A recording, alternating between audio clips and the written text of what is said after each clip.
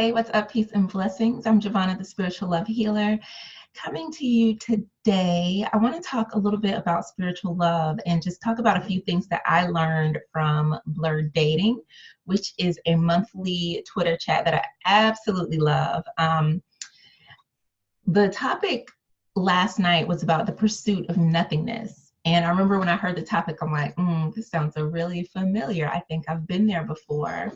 And it was really interesting because we had just a lot of dialogue about how men flirt versus how women may flirt. And essentially what it boils down to is that oftentimes we get in these situations where we are pursuing nothing because we have not been able to speak up and say what it is that we really want, whether we like a person, whether we just want to be friends with the person, whether we want things to progress or go deeper. And what I find is that most of the time, people are so afraid of being hurt because they've been hurt before, or they don't want to be alone, or for a variety of other reasons that all have to do with some sort of internal wounding. So we are either afraid to speak up and say, I like you. We're afraid to speak up and say, you know what, this isn't working. I don't want to do this anymore. And instead of us being honest and communicating openly, we hide our feelings. And the end result of that can be either like stringing someone along, which it's not fun to be strung along thinking you're going in one direction and this person just has no plans, no intentions of truly honoring their commitment to you. And then the other thing is that, we'll sit on the sidelines or just kind of sit things out, wait things out to see, or, we create this relationship in our head because things seem so great. Like we're spending time together, we're talking, it's gotta be something. I can feel it. I know they feel it. So we just think everybody's feeling what we're feeling, and we don't know because we don't ever ask. And sometimes people are nice and they're spending time with you because they do like you. They genuinely like you as a person, as a friend, as someone that they would, just really enjoy spending time with. However, they don't see you as a romantic interest. So like being honest about your intentions when it comes to relationships goes a long way. Think about how much stuff you could have avoided earlier on in life if you had just been honest with yourself and if other people had been honest with you. But the thing about it, like when we get into these situationships with people where we're not really sure what it is, we kind of like them, we think it's, going this way or going that way, in your heart of hearts, chances are you already know what the deal really is. In your heart of hearts, the reason why you're not speaking up, the reason why you're silently wishing and hoping is because something ain't right, because if it was on and popping like you thought it was, there would be no fear to be like, you know what, this is what I want, this is what I see for us, this is, these are my intentions, and this is where I would like the direction of this thing to go. But we don't do that out of fear. And fear is a mother for real. Like it will have you stopped, it'll have you stuck, it will have you confused for no reason. And the reason being is that fear, there are things that we conjure up in our minds.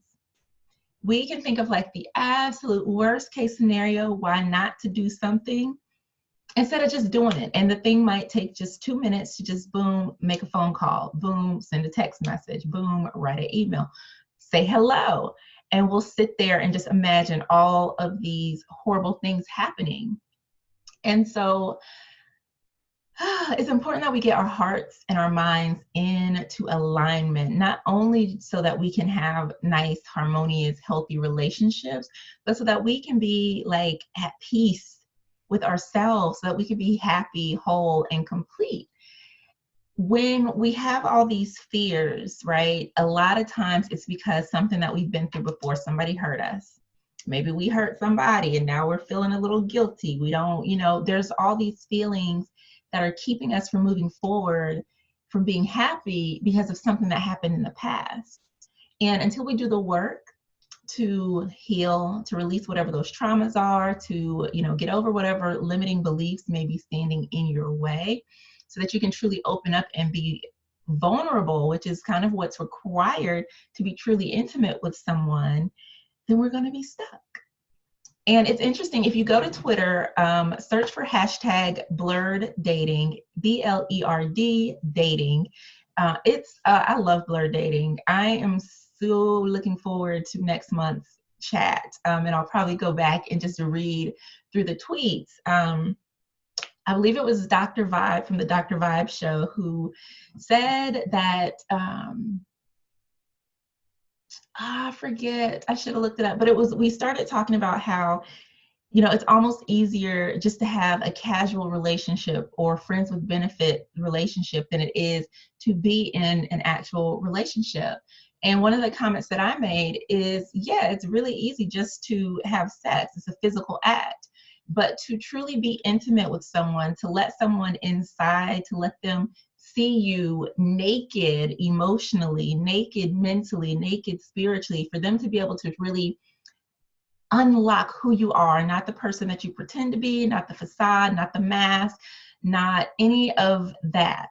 For them to truly see you, it requires a level of vulnerability that a lot of people don't have, that we're afraid of because we've been rejected, because we've been hurt.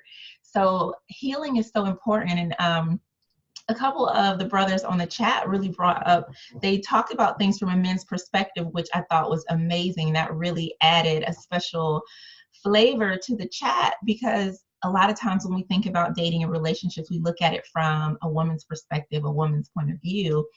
And sometimes we tend to forget that men also have feelings, right? They have to deal with rejection and the same things that we deal with. However, women have more of an open space and just open way of being to really process things emotionally, whereas men have been told emotions are bad. You cannot express emotions. You got to be strong. And so again, we talk that kind of, took a turn to talk about toxic masculinity. And I mean, there's so many layers and levels. But one thing that I do know as the spiritual love healer in my personal and professional life is that if we're not doing the work on ourselves to heal the things that hurt us, whether it was when we were little, whether it was when we were adults, whatever the case may be, those things follow us. And sometimes we can make those stories who we are instead of letting the stories go so we can be who we're supposed to be. And so those were some of the takeaways that I received from the Blurred Dating chat. And I just thought it was really amazing, and just wanted to share that. So yeah, I'm really excited and just really look forward to opening up more dialogue about healing and just talking about relationships and spirituality, different aspects of life as it relates to us, because everything is related, everything is connected. And the way that we see things play out in our lives, I do believe everything happens for a reason. And even in the not so good things, because we talked about rejection and what do we do? How do we handle rejection? And one of the things that I said was, you deal with it, you process it. If you got to cry, whatever, cry, scream, yell, let it out.